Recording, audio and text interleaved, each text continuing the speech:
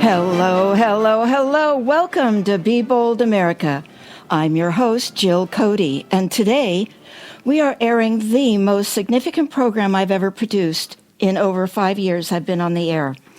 And I want to ask right up front for you to help us make this show go viral when it's posted as a podcast tomorrow. We need as many people to hear this information before the election as we possibly can. Our future depends on it. And to squeeze out a few more minutes for this topic, I received unusual approval from the station's program director to not play the regular promos and the Hightower commentary. So now on with the show. Today our program is The Most Dangerous Document Ever Written, Project 2025, The Dismantling of Our Freedoms. Timothy Snyder, professor of history at Yale University, recently stated, "Unless Trump loses, America ends." Why would such a preeminent expert on tyranny say this? It's because Project 2025 is an administration in waiting. It's because Project 2025 is the Republican campaign platform, and if it is allowed to be implemented, it will force you and me to change the way we live our lives. It is a dastardly plan to redesign America, but only for the right-wing few, not for the majority of we the people. Call it what you want, the Republican Party is nakedly zealous about turning America from a democratic republic into a dictatorship. And the right-wing billionaires and their corporations are doing everything they can to make it happen. A staggering amount of money is being spent by them to force their will upon us. What everyone must realize is that the Project 2025 strategic plan to dismantle the American government is for any future Republican president. Any future Republican president. Not just for Trump in 2024. He is their useful idiot this time, but there will always be another if we don't stop them repeatedly. The right wing is not hiding it.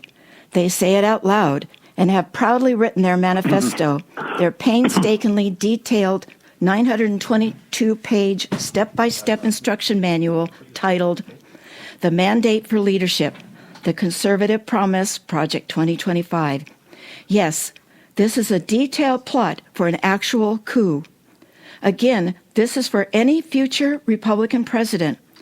I hate to be an alarmist, but getting rid of Donald Trump will not be enough to save democracy. We have very big things to do. Our guest today is a dear friend of the show, Dr. John Roth. Dr. Roth is the Edward J. Sexton Professor Emeritus of Philosophy at Claremont McKenna College in Claremont, California.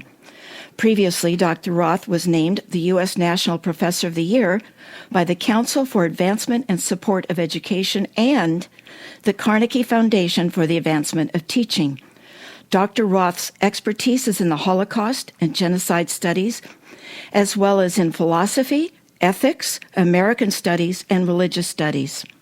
Dr. Roth has authored, co-authored, or edited more than 50 books, and he's published hundreds of articles and reviews. Dr. Roth, welcome to Be Bold America, and thank you for withstanding the avalanche of emails I forwarded to you regarding Project 2025. Welcome back to the show. Jill, it's a great privilege and honor to be here, except you've really raised the bar in terms of where we need to go in the conversation about the dangers that Project 2025 entails for the future well-being of the United States, but we'll give it a good try. Oh, good. I know you'll be able to meet it. And I think my co-host is online. I know he jumped through a lot of hoops to be here. John Rothman, are you there? I am indeed. Oh, my goodness. You did jump through a lot of hoops, I know, to co-host with me today. Jill, you have two Johns on your show today. I know. So I just want to say hello and salute to John Rothman. I'm honored to be with you, John, on this on the program. And I reciprocate the honor as well. Thank you. I'm going to call John Rothman John and John Roth Dr. Roth so we don't get confused. Well, before we continue, I do want to introduce John Rothman. who is a dear friend of the show. John is a renowned radio talk show host, formerly with KGO Radio, and he is a popular lecturer and political and foreign policy consultant. John has also been involved in a broad variety of political campaigns on the national, state, and local levels. Since 2004, John has been on the faculty of the Fromm Institute at the University of San Francisco, and John also hosts his own highly successful podcast titled Around the Political World with John Rothman. So, John, thank you for joining me today as co-host. I'm very happy to do so. This is an important question, and I'm glad we're addressing it. Did you get a chance to hear my opening setup on Project 2025? I'm not sure because No, I missed it. I apologize. I rushed from the airport. No apologies necessary. But I'm here now. I just wanted to ask if you had any additional comments to it if you had heard it. But it's No, I will simply say that I agreed to do this because Project 2025 is a danger to American democracy. That Tuesday night we will have an opportunity to hear from Kamala Harris and former President Trump. And I expect it to be a vigorous exchange. But make no mistake, Project 2025 is an attack on American democracy. It's the Heritage Foundation work is thorough, complete, and dangerous. And I'm glad to be able to participate in this expose. Well, I am delighted that you're here to do so. So, Dr. Roth, to get started, we're focusing on what we're calling the most dangerous document ever written, Project 2025, the dismantling of our freedoms. So what are the overall impressions about Project 2025 did you find when you were reading it? How it was organized, what its tone was? Were there any reoccurring threads? Yes, sure. We're calling on the program here that this document is the most dangerous document ever written, and I suppose there could be arguments about whether that's an accurate statement. But what I would say is that if it isn't the most dangerous document, it's way too close for comfort. Oh, yes. Because Project 2025 does, I believe, dismantle lots of freedoms. I've spent a lot of time reading the document. I can't say I've read every single word in the 900-plus pages, but I've read enough that I've formed some general impressions that I think can make a good place for us to start here. Good. So I have three basic points on this that I'll elaborate as compactly as I can. First, I would call this document a grievance document. It's very much like so much that we get from Donald Trump and his politics, that things are in terrible shape. The country is in bad shape. And in particular, Project 2025 underscores that the American family is in crisis. And so all of these things, of course, have to be fixed according to Project 2025, but the fixes dismantle freedoms, especially, I would say, for women. And I think we'll get back to that as we go. So that's the first point. Second, the 900 pages have what I would call a departmental chapter structure. That is, they look at government agencies, various kinds of offices that the federal government holds, and that's where the axe falls. The Project 2025 is a document that is based on grievance, and the solution for the grievances is to take the axe to a lot of federal departments. So, for example, the Center for Disease Control gets a lot of flack and is called out. The Center for Disease Control, this is going back to COVID days, should never be involved in anything more than just sharing facts. It should have no kind of influence on how we behave and act and treat one another. And then, of course, whipping boy for Project 25 is the Department of Education, which should be dismantled and done away with. So it has an organization in the 900 pages that single out various departments of government, calling out what should be changed and in many cases cut away, and then emphasizing underneath that things that those departments, to the extent that they continue to exist, what they should do to correct the crisis that the country and especially the American family are in. John, may I just add that it basically is a diagram for an administrative presidency. This is not a new proposal. In 1975, my old friend Dick Nathan wrote a book called The Plot That Failed. It is very much the diagram for this. It was to be implemented in the Nixon administration in the second term. Only Watergate and the destruction of the Nixon presidency prevented that from happening. But what we're talking about here is a consolidation of power in the presidency, in the executive branch, that would be devastating for American democracy. So I just wanted to point that out. It is a rehash of the administrative presidency that was proposed in the Nixon administration. So it's new, and the document is terrifying, and it has profound implications for women reproductive rights. It has profound implications for Social Security, for Medicare. It is an across-the-board disaster. One other quick point before I end my opening, and that is that Donald Trump is smart enough to say this is not his proposal.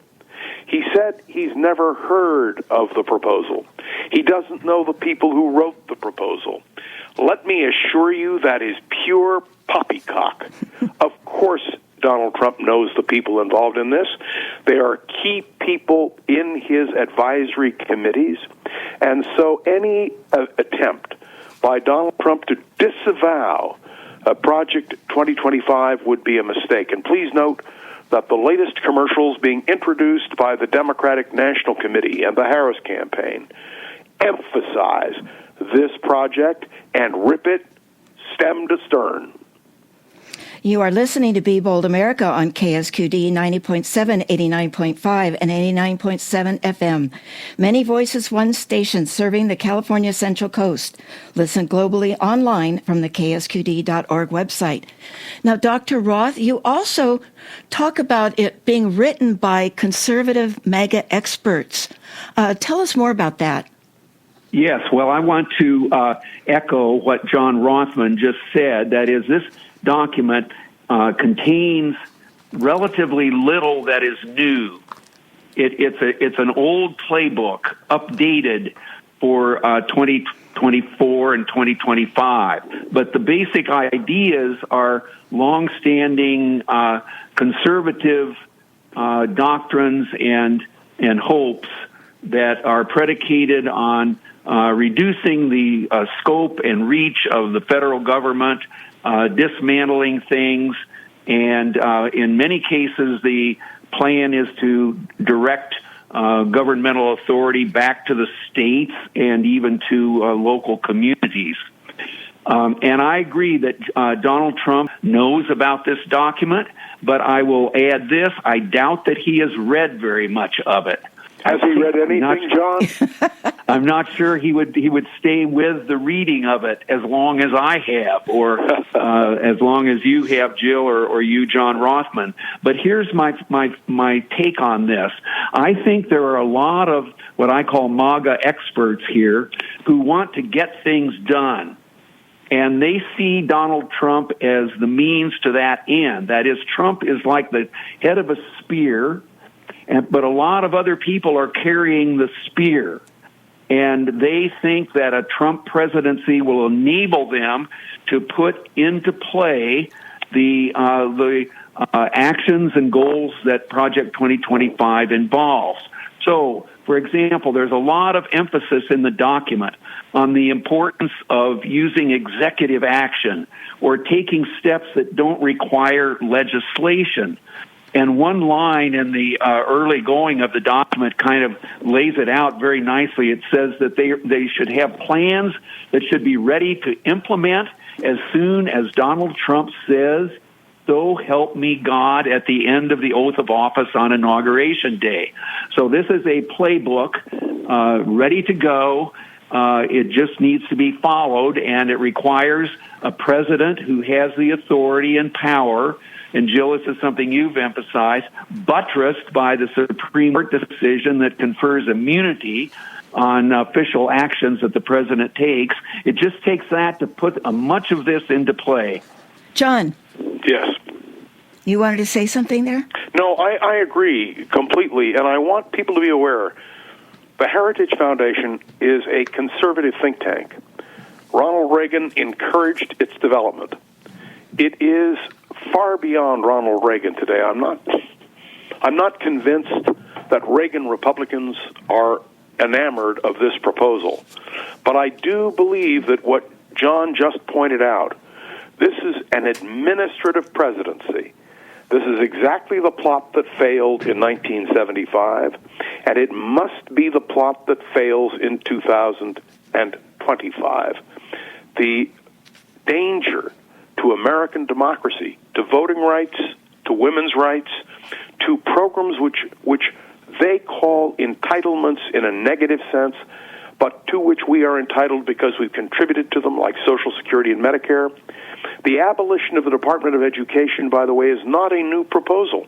Ronald Reagan pursued that as part of a Heritage Foundation agenda. So when John says this is not new, he's right.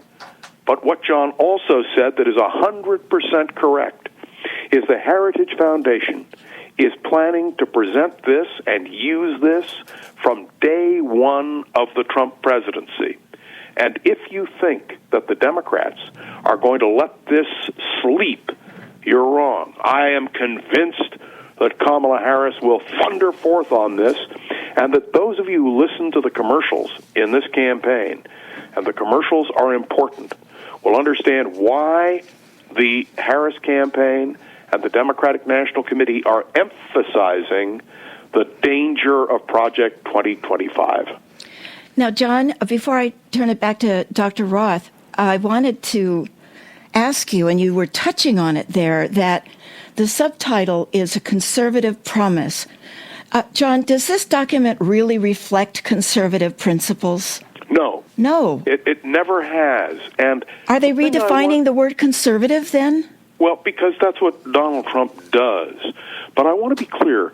Richard Nixon, in his plot that failed, wanted power consolidated in the Oval Office, in the executive branch, the diminution of cabinet positions, and the increase of presidential authority.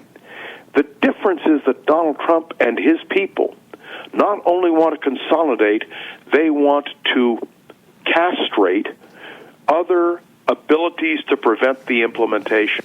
And John was spot on when he said that this is a plan really to subvert American democracy. And I think it's hard for people to grasp. And so that's the reason why I wanted to bring up Dick Nathan's book, The Plot That Failed. This is a retread. The difference is that Richard Nixon had a respect for the Constitution, believe it or not. He did. That's why he resigned. Donald Trump has no respect for the Constitution or separation of powers. And when you read this report, and I have read all 900 pages, I can tell you that is the danger to American democracy. Wow. Well, Dr. Roth, I know that this, as John just was mentioning, again, it's over 900 pages. I know you focused on a few topics. You concentrated on education, religion, and health. So before we take a closer look at each of those topics, why did you want to explore that group of three? Well, these are personal interests of mine, but more than that, I think that the character of a country is, or a nation is revealed partly by how it values and how well it practices educating its people, and also by what its priorities are where the health and well-being of its people are concerned.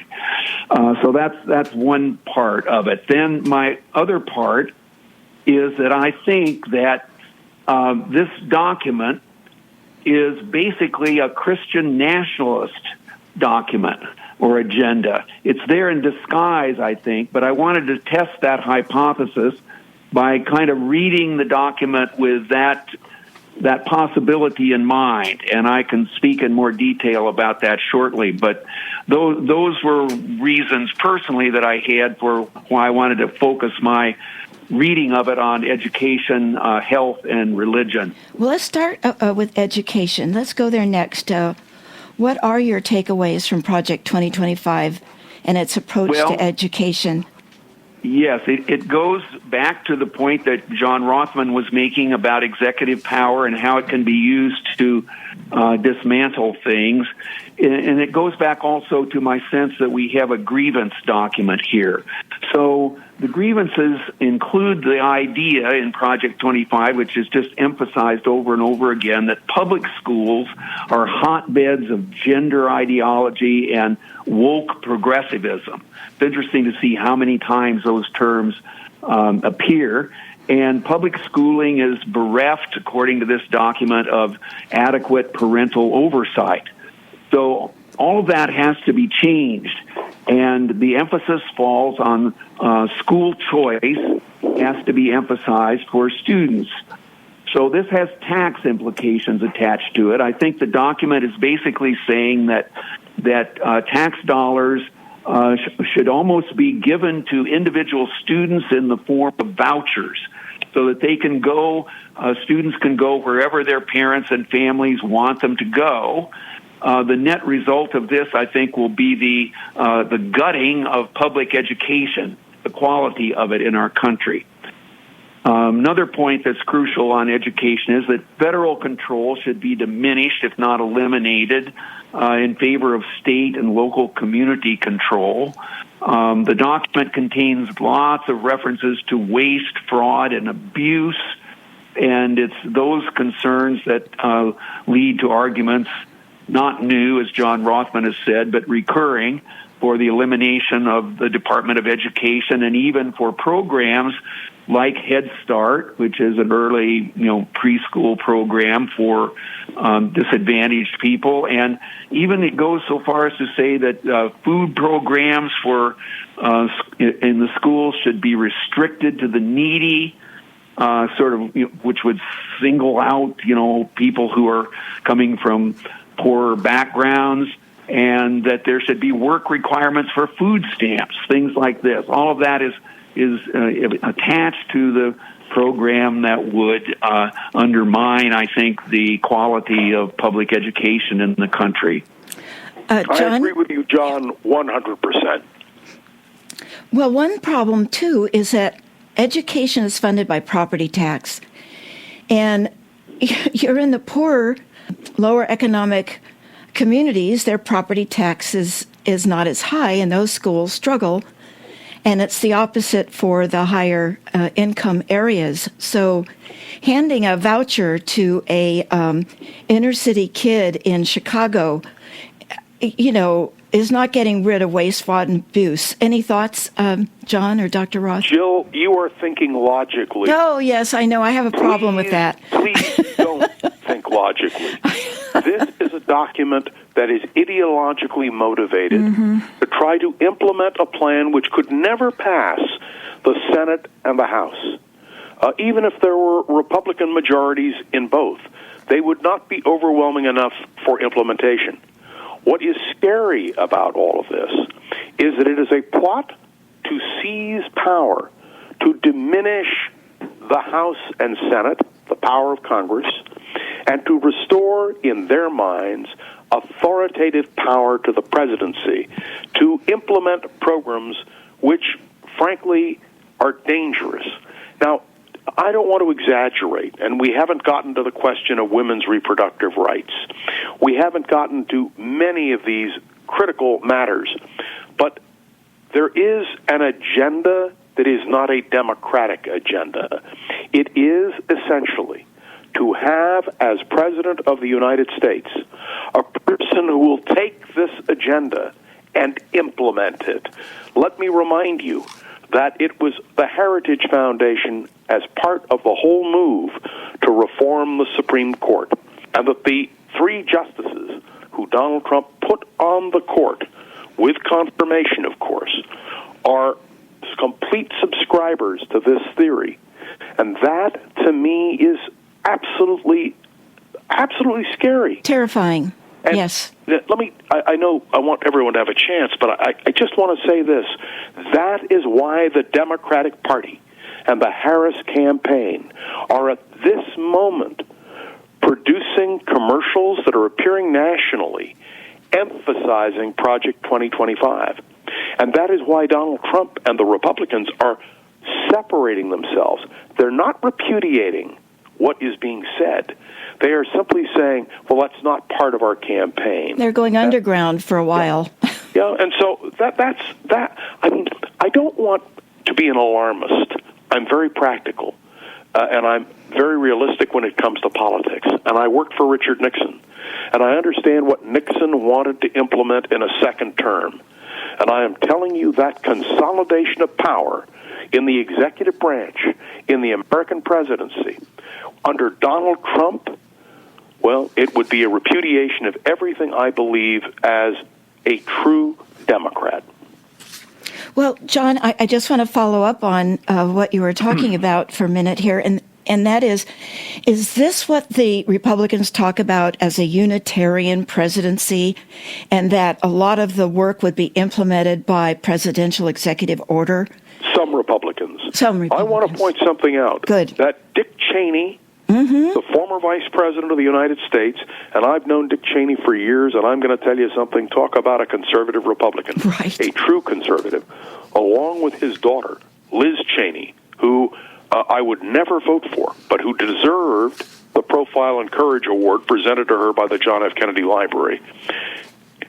They understand, and you will note that in both Dick Cheney's comments and Liz Cheney's comments, they are talking about Trump as being a threat to democracy. Let me remind everyone, whatever you think of Dick Cheney, as some portray him as a Darth Vader, let me remind you that he was chief of staff to Gerald Ford, running the Ford White House, that he served terms in Congress and became the number 3 Republican in the House of Representatives. Had he not become Secretary of Defense, he would have been Speaker of the House of Representatives. That although many may disagree with his foreign policy issues and, frankly, some of his substantive domestic issues, Dick Cheney wrote a book called Kings of the Hill that I commend to everyone. He wrote it with his wife. And it's the story of the House of Representatives. And it is, and the Speaker of the House, it is a paean of praise to American democracy. And so when Dick Cheney and Liz Cheney take this stand, joined, I would point out, by Adam Kinzinger, with whom I disagree on virtually everything, but these are principled Republicans who are standing for democracy. And I know foreign policy is not necessarily a subject that we can really engage in, although the Heritage Foundation has an agenda, as John can refer to. It is very important to note that all the key foreign policy proponents that were appointed by Donald Trump, all of them, have repudiated Donald Trump as a candidate for president. And even his former Vice President, Mike Pence, who will not endorse Kamala Harris, has said he will not vote for Donald Trump. And the reason is because of the threat of an individual. What John is highlighting is a document embraced by the Trump campaign, although they try to separate themselves. It's embraced by it. The danger is not words on a piece of paper. The danger is a person in the Oval Office who would implement that. And that, my friends, is the bottom line. You were listening to Be Bold America on KSQD 90.7, 89.5, and 89.7 FM. Many voices, one station serving the California Central Coast. Listen globally online from the KSQD.org website.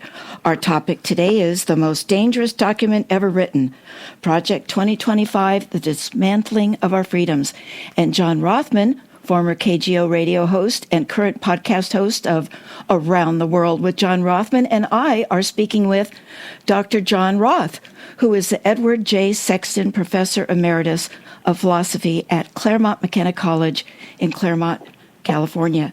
Now, Dr. Roth, John just brought up a woman's right to choose and abortion, and I know one of your focus areas was health. I thought we'd go to the health. What did you draw out of Project 2025 about health before we go to your other focus of religion?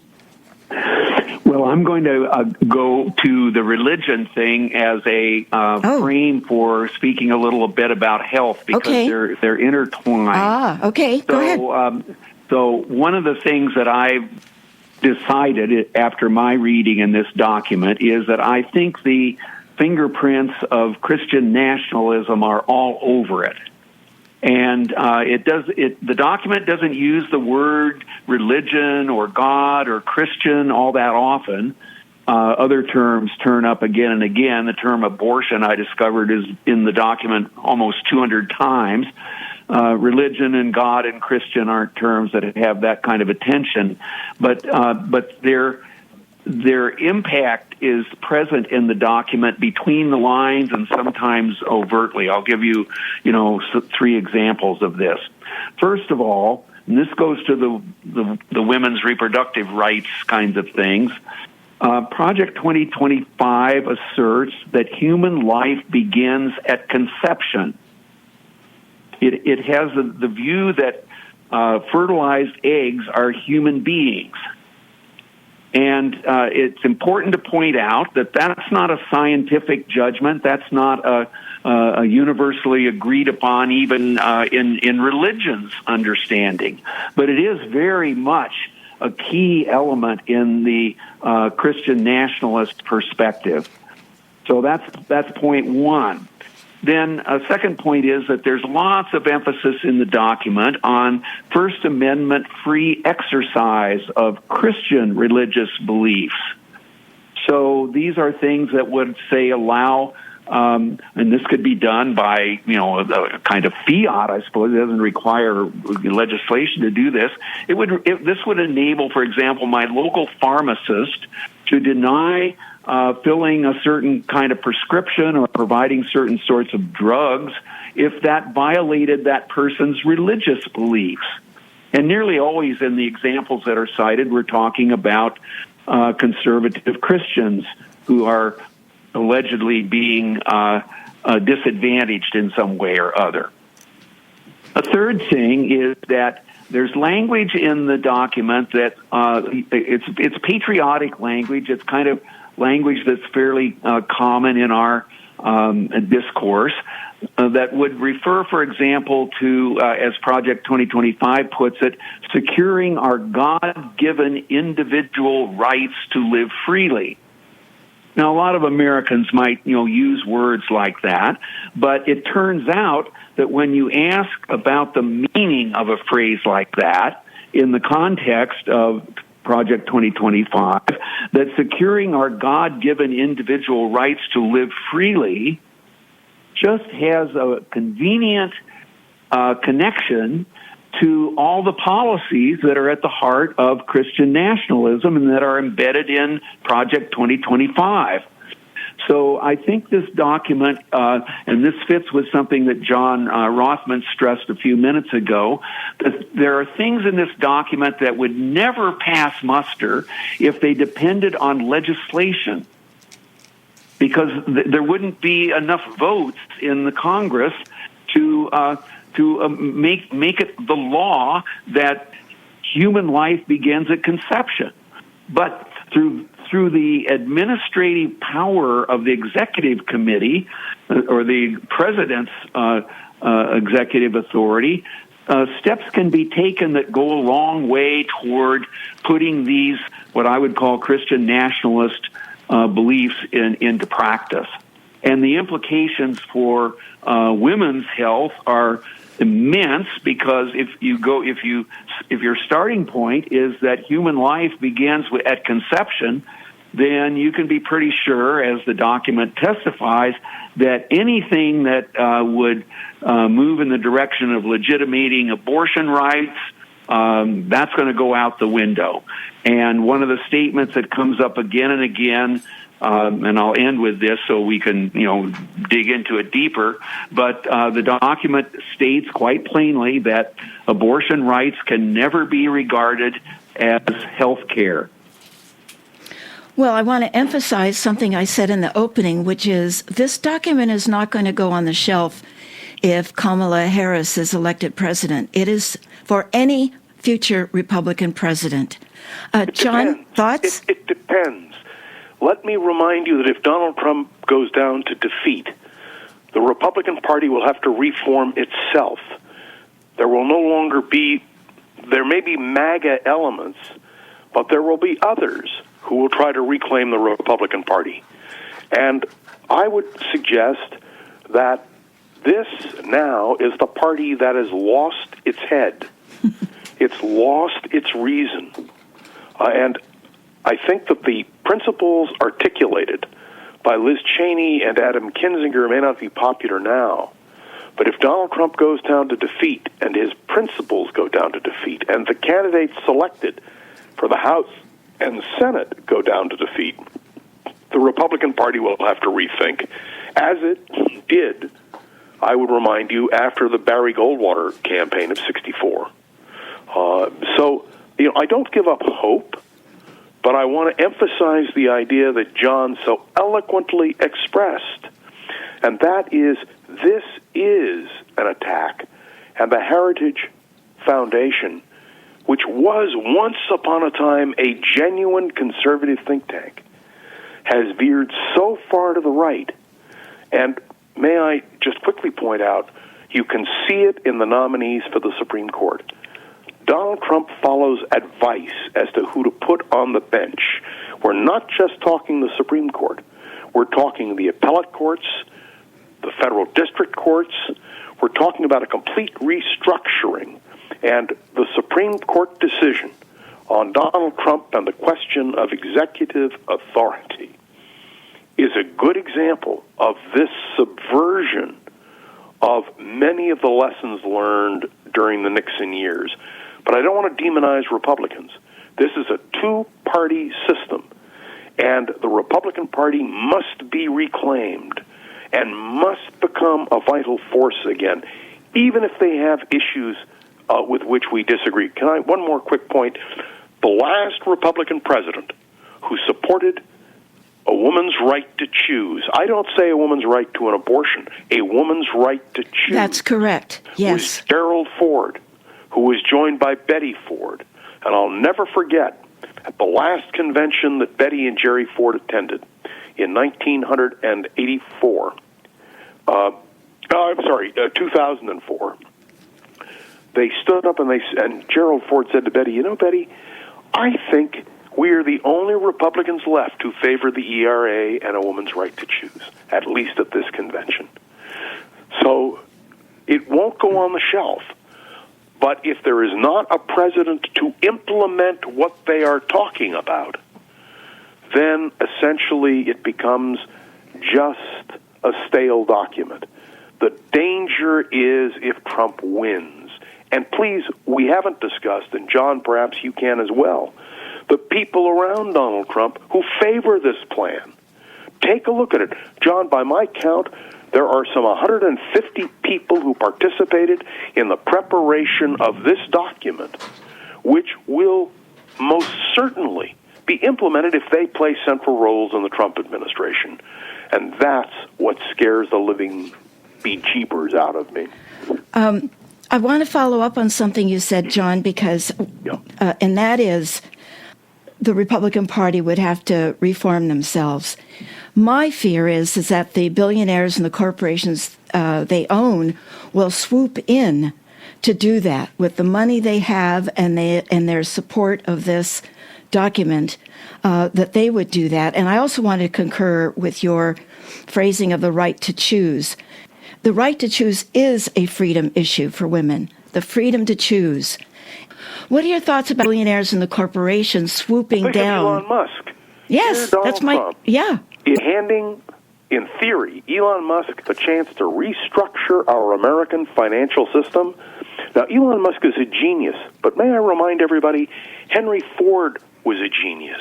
And Henry Ford promulgated the international Jew, the world's foremost problem. Yes. There were areas where Henry Ford was brilliant. There are areas where he failed miserably. Elon Musk has proven repeatedly to be a genius, but a danger to the American democratic system. And so these are red flags, which I hope the Democrats are going to take full advantage of. And this is not a partisan statement on my part. I'm not saying it as someone who is promoting the Democratic Party. I am promoting the American democratic system. And I believe the Cheneys are right, and Adam Kinzinger is right in depicting Donald Trump and his agenda as antithetical to American democracy. Now, Dr. Roth, do you have more thoughts on religion with this document that you wanted to cover? Well, I think there's a package here of things that are part of what I regard as a kind of Christian nationalist agenda. It includes everything from a view of the family that is very conventional, that, it involves, women caring for children, basically being in the home, and certainly not having the right to choose in the way that we've been discussing it. And the LGBTQ and trans community, they're not a family of... Yeah, they're not welcome in the family either, at least as far as the schools are concerned. The document often refers to gender ideology as something that should be stripped away, and the language that the document uses is full of grievance and hostility, as I've been emphasizing. It talks about the noxious tenets of gender ideology that should be excised from public schools in the country. It refers to how these ideas poison our children without spending a minute to think about the rights that we have as individuals. There's one place in the document where it says that the identification that you get on your birth certificate with regard to being male or female is a kind of eternal, permanent marker of your identity and even moral status. So all of these things are part of the Christian nationalist agenda, and I think they do not bode well for women, and they do not bode well for the rights of our children when we think about the full range of experience and identity that clearly now involves in our population. John, can you address the question of Social Security and Medicare, which they directly attack in the body of their document? Well, I haven't tracked those points explicitly, except that it's quite clear, I think, that these kinds of bedrock foundational programs that so many of us have relied on for such a long time and that are such a fundamental part of the social fabric of our country are a suspect. They certainly fall under the mantra of waste and fraud that keeps recurring in the document. As they would define it. Yes. Yes, as they would define it. Wherever there's something that isn't liked or where there should be radical reform, the mantra is brought out that these programs are wasteful. They often encourage fraud and malfeasance of one kind or another. Laziness. And the existing administration, of course, is party to all of this and therefore should be replaced. You are listening to Be Bold America on KSQD 90.7, 89.5, and 89.7 FM, Many Voices, One Station. I'm your host, Jill Cody. And John Rothman, host of Around the Political World with John Rothman, has graciously joined me as co-host, and we both are speaking with Dr. John Roth, who is the Edward J. Sexton Professor Emeritus of Philosophy at Claremont McKenna College in Claremont, California. Now, I do want to jump to a topic, and that's the climate crisis. It's near and dear to my heart. We talk about the issues of the climate emergency many times through the year. I came from Los Angeles only about 3 hours ago.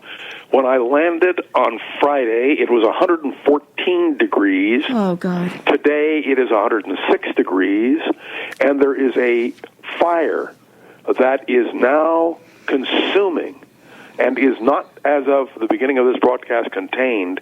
And I want to thank you, Jill, for raising this issue, because that is also part of Project 2025. Yes, and Phoenix, Arizona has now had over 104 days of over 100-degree temperature, at least half of them over 110 degrees.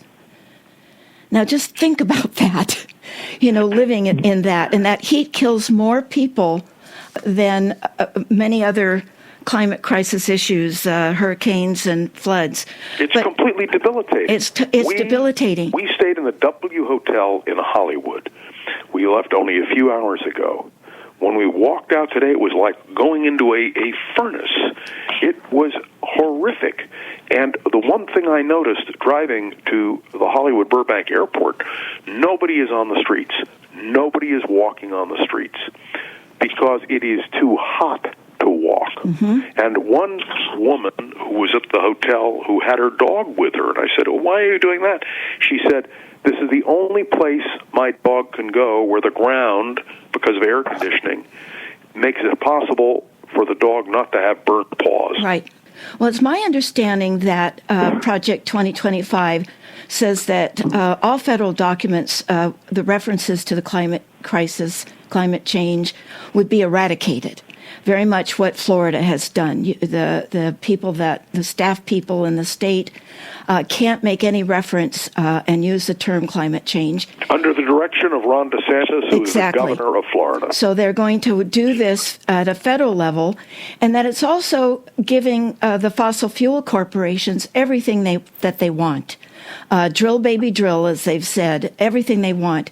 And to me, that I've always fought and wanted to talk about democracy first and then the climate crisis, because I believe it is a democratic republic that is going to save us and do what's right in funding the projects we need to do and to make the decisions and policies we must to save our future and our children's future. May I say, Jill, go ahead. The two are inextricably intertwined. Yes. You cannot separate the climate crisis from the attitude of an administration. And when you use the term just now, drill, baby, drill, that is the term Donald Trump is using today in Pennsylvania in order to capture that state and its key electoral votes. And it's the same with Jill, Go ahead. Yes, Dr. Roth. Yeah, I was just going to say the climate change plank in Project 2025 is connected with issues about health and education, as we know. The document speaks explicitly about what they regard as a war on fossil fuel. And the language about climate change and working to rely more heavily on solar and wind production and other forms of energy would be regarded as part of woke progressivism in the document. So these things are all under attack in the Project 2025 document, and it's a sign that when we talk about how our freedoms are being dismantled, Project 2025 is not good for the health of Americans, and it's not good for our children, and its commitments are to things, including what we've talked about a moment ago about the corporate power that may be enhanced by this document. They're antithetical to human flourishing. Seems like every single page is worse than the last. Dr. Roth, what is the most terrifying thing that you read in the document? Well, there are many things, but I'm picking one. I'm struck by I'm struck by the dogmatism of it. For instance, when the document starts with as if this was a self-evident truth that human life begins at conception. I mean, we know that proposition is not self-evident, and it's right at the heart of a host of many, many issues that are in need of discussion, and that can only be dealt with, and this goes back to John Rothman's point, these are issues that in a country like ours, democracy has to be at play when we are thinking about the policies that surround things like the right to choose or the right to life, things like this. There's nothing about these deeply philosophical ideas that is so self-evident that you can proclaim as if it were a certain fact that life begins at conception. Not even all Christians believe that, for goodness sakes, but this is proclaimed in this document as if this was the gospel truth. And the question of stem cell research. I mean, yes. it is. That's why so many Republicans that I know are scared of Donald Trump. They're scared of what he's going to do. And I hope that the Democrats in this campaign and that legitimate Republicans who represent the best values of the Republican Party will stand up and just say no. Well, Dr. Roth and John, in these last few minutes, I'd like to ask what ideas either of you might have for us to keep doing, stop doing, start doing. Thoughts, Dr. Roth, about what we can do? Yeah, I love your three questions, Jill. I often use it. What should we keep doing? What should we stop doing? And what should we start doing? These are great teaching tools because they are questions, first of all, and they invite inquiry. So I was thinking about this as I was kind of putting my notes together for our time here. And here's what I'd say for myself on these 3 points. What we should keep doing is keep alert and keep informed. And that's easy to do with Project 2025 because anyone can do what I have done, which is to go to my Google engine and just type in the words Project 2025 text. And if you do that, you'll get a PDF that takes you to the document. And the nice thing about the PDF is that you can do word searches with it. So, for example, you could put in the word abortion if you wanted to, and you would find out that it appears 199 times in the document. And then you can track and see what does Project 2025 say about that topic. Or you could put in education or any number of the topics that we've talked here. And you can do some reading and you can learn something and you can keep alert and be informed. And my guess is that when many people do this, they will be put off in a big way by what this document is advocating. The thing we should stop doing is taking good things for granted. I think this is an important thing. So we shouldn't take our democracy for granted. We should view it, as John Rothman has emphasized, as being under threat, and in particular under threat by this document. And then the last thing I would say is that if you haven't done so already, it's important to start encouraging people to vote and to keep Project 2025 from anything close to implementation after So Help Me God is pronounced on Inauguration Day of 2025. John? Yeah, first I want to say, John, how honored I am to be participating in this discussion with you. I've always respected you. Your work is renowned and well-deserved. You ask a question. The first thing we have to do is defeat Donald Trump. There can be no hesitation or doubt in emphasizing the danger of Donald Trump. Number two, we cannot allow Trump to run away from this document. It has to be hung around his neck and used over and over again. Number 3, we need to point out the people who are part of Project 2025 and their close association with Donald Trump. And number 4, when this election is over, real Republicans have to seize control of the party. It has to be purged of this horrific, and John is absolutely right, Christian nationalism. Republican Party should be open to all, and it should reflect the values, the traditional values of Wendell Willkie, Dwight Eisenhower, Richard Nixon, Ronald Reagan, and the Cheneys. That's my hope. But, Jill, what you have done in doing this hour is so important, and I hope that as this broadcast is heard, it will be transmitted by all of our listeners to all their friends far and wide, because what you have done today and what John has contributed to this program is so critical to the future of America and our belief in the American system. Thank you, John, for those comments. Very nice. And Dr. Roth, thank you for your research and being our bold guest. You did a deep dive into this dangerous document, as I call it, for this interview. We must absolutely realize that we are in an existential moment. Thank you for joining John Rothman and me on Be Bold America. Any closing thoughts that you might have in our last minute here? Yeah. And John, I'm so honored to appear with you, and I hope you keep right on going with your voice and your wisdom in the days and weeks ahead. Well, thanks very much to you both. I would just close by this. I spent a lot of my time teaching college students about the American dream.